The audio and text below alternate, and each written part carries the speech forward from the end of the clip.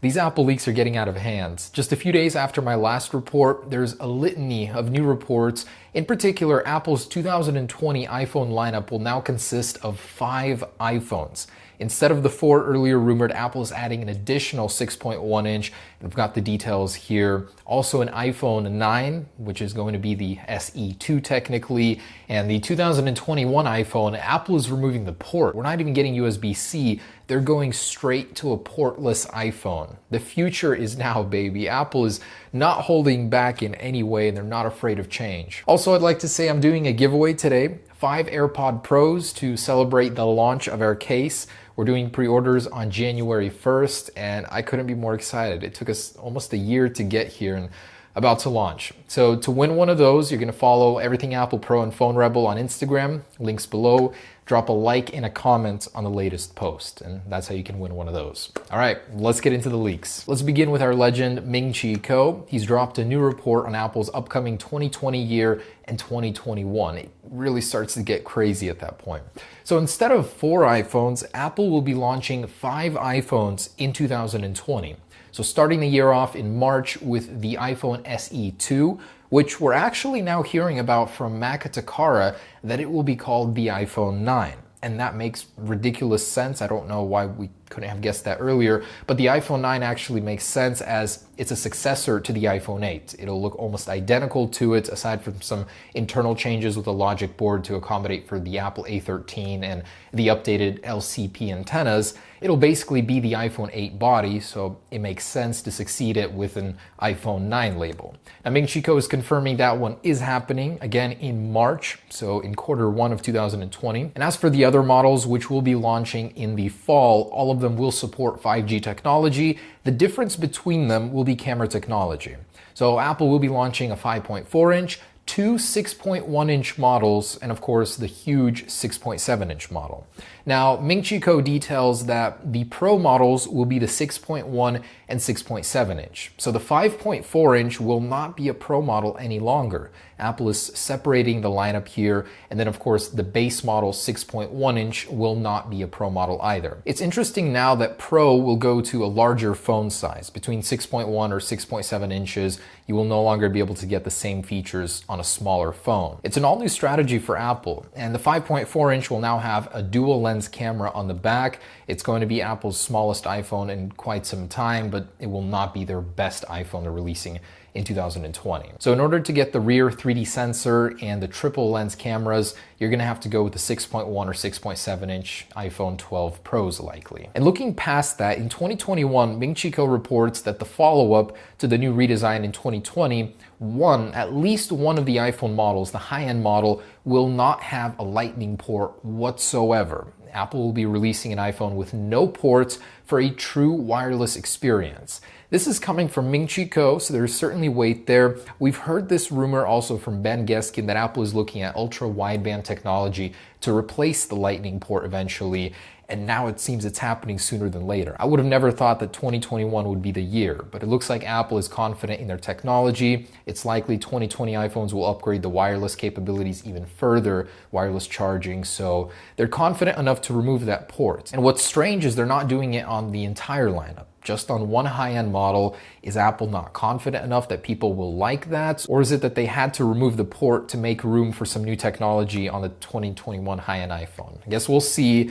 Very exciting prospect. Personally, I rarely use my port, wireless charging at night, wireless connectivity with all of my accessories. Some people, a small amount, would tolerate that. I know that majority of people instantly started complaining online saying they need a port.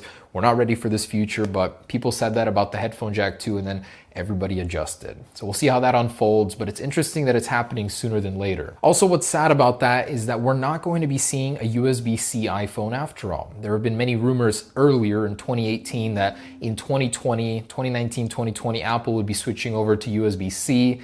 Unfortunately, there hasn't been any news on that whatsoever, so it's likely Apple will skip the USB-C phase and go straight to portless. Now, that's the future, all right.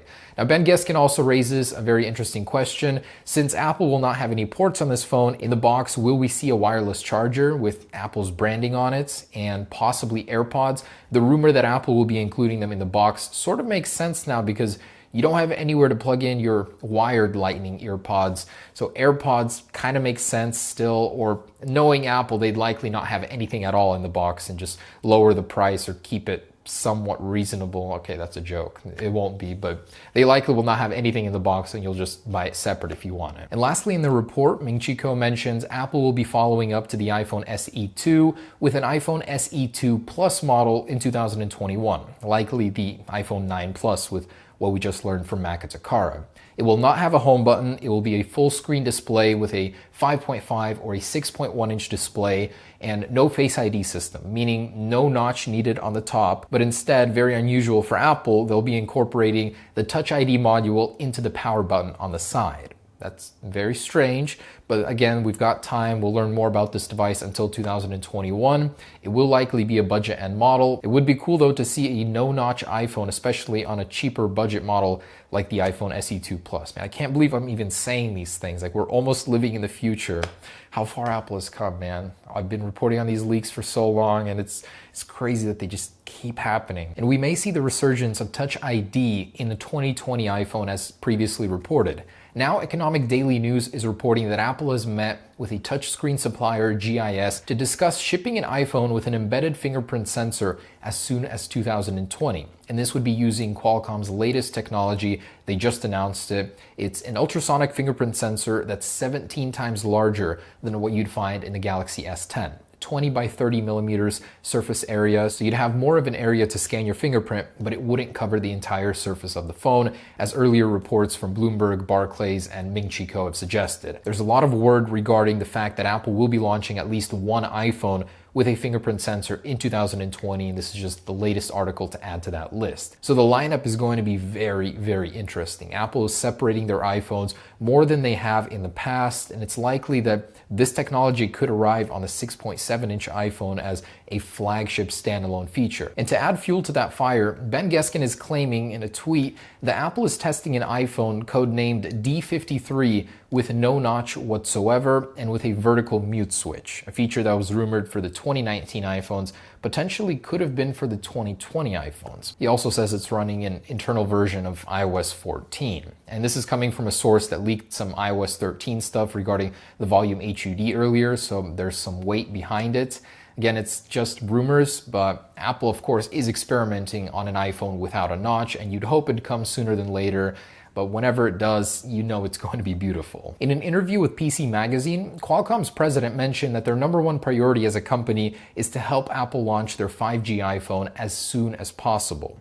And we already knew this, they're going to be using the new X55 modems. But what's interesting from that interview is that Qualcomm was unable to tweak some of the features on their modem because Apple had locked in the features as early as 18 months ago. Apple's development cycles are just insane. They're working on the iPhone, upcoming iPhones, years in advance, and they already know which features they're going to get. Of course, they probably tweak them with time, but it's very interesting to get a peek behind that curtain at Apple's development process. Now, there's been some crazy news in the world of miniaturization. Not only is Apple's logic board on the iPhone 12 getting even more dense with a triple stack layout, as reported by Ben Geskin, now Nikkei is reporting that one of Apple's capacitor suppliers, Murata Manufacturing, has been able to shrink one of their capacitors to 1/5 the current size, but deliver 10 times the electrical storage. This is in an effort to make logic boards even more dense to accommodate for 5G technology, because you will need a bigger battery, you will need beefier antennas, you'll need more room inside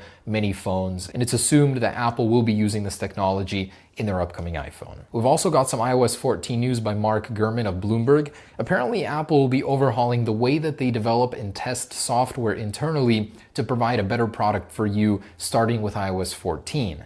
Because of iOS 13's very rocky release and the amount of patches it's had, I mean, more than any other iOS version in the very beginning, Apple will be changing the way that they develop software by allowing developers to actually disable certain parts of iOS, new features that are added in daily builds, using a new feature called flags. Now, this will ensure that you as a customer, you receive a better product because they'll be able to actually isolate issues and bugs better by being able to turn off certain features and seeing how iOS reacts as a result. He also mentions that iOS 14 is internally called Azul, and some of the features from iOS 14 were delayed until iOS 15 in 2021, which is called Azul Plus 1 internally. But he says not to worry, as iOS 14 will be at least as big as iOS 13 feature-wise. And that's amazing because that was a huge release. I'm excited for that. He also does mention in that article that Apple is already planning a spring upgrade, likely iOS 13.4, in order to fix further bugs and likely add a couple more features. We're getting more and more advanced 2020, 2021,